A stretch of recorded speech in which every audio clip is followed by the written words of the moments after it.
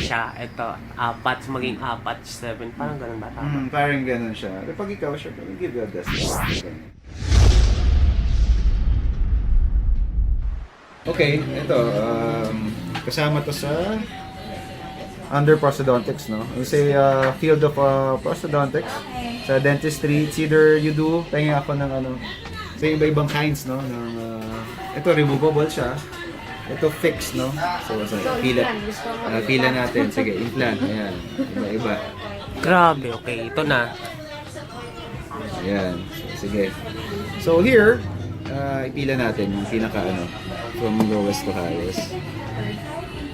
Yeah. So here, halimbawa may missing ka, no? Simula tayo sa here, ito yung tinatawag natin na fixed bridge, no? Or fixed bridge fused to metal kasi it has metal, no, sa ilalim. So okay din siya, matibay yan. Pero yung ibang patient kasi gusto nila, they opt for pure porcelain, no? O yung wala ng metal. So here, for example, you have a missing tooth, no, na isa. Papalitin mo yung dalawa. Magiging tatlo sila, magkakadikit, no? So you call it fixed bridge. When you say jacket crown, ito ang jacket crown, isa lang siya. Ba, may isang ano, yan. Isang ngipin na kailangan i-prepare. Tapos gusto niya magpa-porcelain. This one kasi, you call it pure porcelain. Wala kasing metal. So ito, you call it... Ang porcelain ba, anong chemical content nun? Calcium? Ay, Hindi, wala naman. Hindi naman siya, wala siyang calcium. Ano siya, actually is prosthesis na siya. No? So technically... parang porcelain talaga. Porcelain talaga. Porcelain, porcelain fused to metal. Pure porcelain, ito zirconia. Ito napakatigas na nito. Pero yun nga, medyo mas mahal nga lang siya. Pero... Ba't parang may, ibang kulay? Yes, ano kasi ito? May staining lang. So technically, wala rin siyang metal. Pero mataas na klase na ng porcelain ito, no? Or call it zirconia, no? Okay, so siya yung highest. Ito naman, pag may missing ka, ayaw mo magpa-bridge, no? Ayaw mo palitin yung dalawa. Like this one, di ba? Pinaliit mo. Pinaliit, Oh, para maging tatlo. maging bridge. Ito naman, wala ka nang palilitin, pero you do an implant. You do a titanium screw. So, mag-surgery, then i-screw natin yung titanium screw. Then, you do a porcelain. Ito yung metal na na-adapt ng body. Yes, titanium yan. So, okay lang siya dyan. Hindi yan napakaliit ng percentage na may rejection siya. No? Tapos, yan yung mga fix natin, no? So, Tsaka yung last option. ito naman, last option. Ito kasi yung bago-bago ngayon. You call it flexible denture, no? When you say flexible, hindi na yung matitigas, no? Pero nakaging ng acrylic, no? Ito kasi flexible, malambot, so. So, pati yung clasp niya, walang metal, no? So, technically, aesthetics saka function, okay siya. Tapos, pati shade nung gingiva or nung gums, when you smile. Tsaka yung kulay. Yes, transparent kasi siya, no? So, auto-fill siya. Kung anong color nung gums ng patient, yun yung magiging kulay niya. Unlike with this one, the acrylic, medyo matigas siya. Tapos yung mga clasp... Totoo, malambot to. Oh, sige, pisilin. Ito, ganito. Hindi mo yung masira basta-basta. Sige, try it. Yan. Ito, hindi mo magaganyan.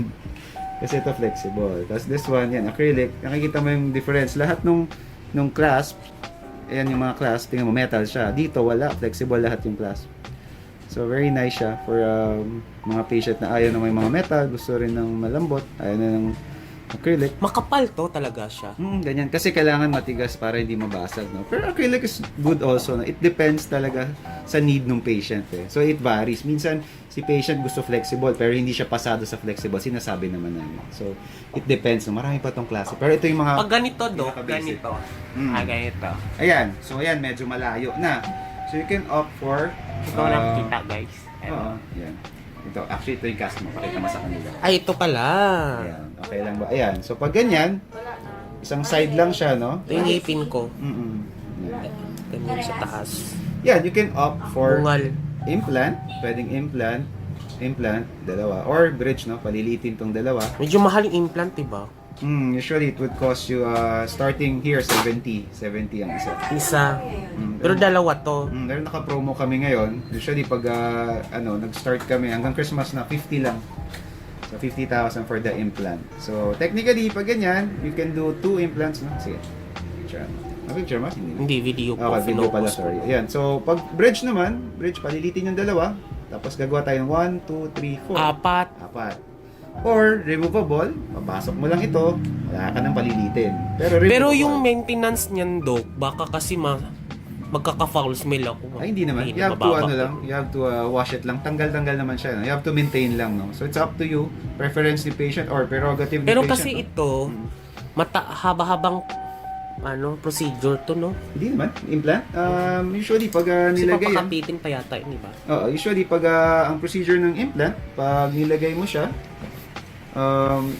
usually mag-antay ka ng mga 3 months to 6 months para tumigas, no? Then you do porcelain. Yung crown. Yes, yung crown. Kung anong gusto mo ilagay na sa kanya. You can opt for fused to metal. Pero you can pag opt for- kinabit na yung crown dyan, Dok, halimbawa, Fix pag na yun. gusto ko ng mas matibay, pwedeng tagalin yung crown na yun, tapos papalitan.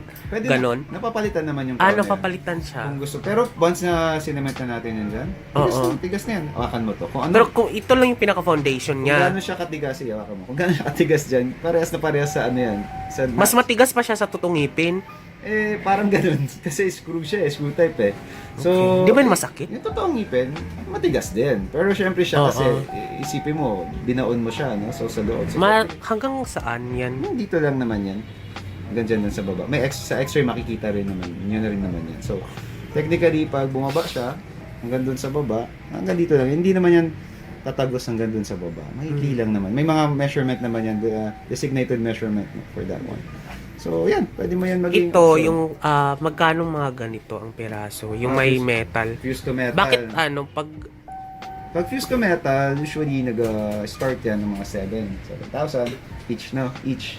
Depende kasi kung gaano karami yung ano. Pero may ano naman yan. yung Depende sa akin kasi, So, technically, pag mas marami naman, mas marami. papalitin yung dalawa. Oo, para maging, ano siya, maging bridge siya. No?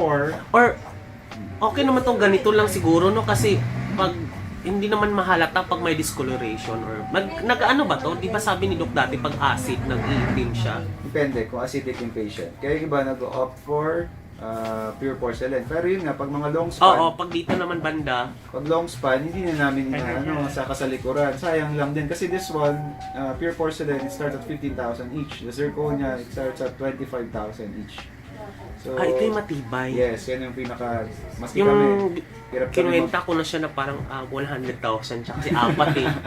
Oo, yes, medyo... Apat, 25, apat siya. so, sa amin, kung ano lang yung pwede sa Ito, patient. 7, so kung apat, Mas mura siya. 28 28 lang. Oo, tapos Sige, ano na siya, fused to metal siya. Matibay sa likod kasi you need metal support pag kumagat ka.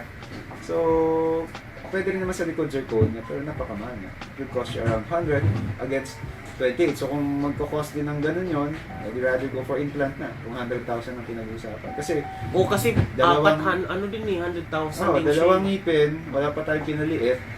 Dalawang ngipin, that's 50 na lang. Tapos dalawa pa, palit 100. Naka-screw na yan, naka-screw na yan. Pero, depende kasi may mga criteria kung papasa si patient dito sa implant. So, dito sa... Ano naman titingnan dun sa implant? Una-una, syempre, Rejection. hindi naman sir. Rejection kasi hindi mo naman yan basta-basta malalaman, ano?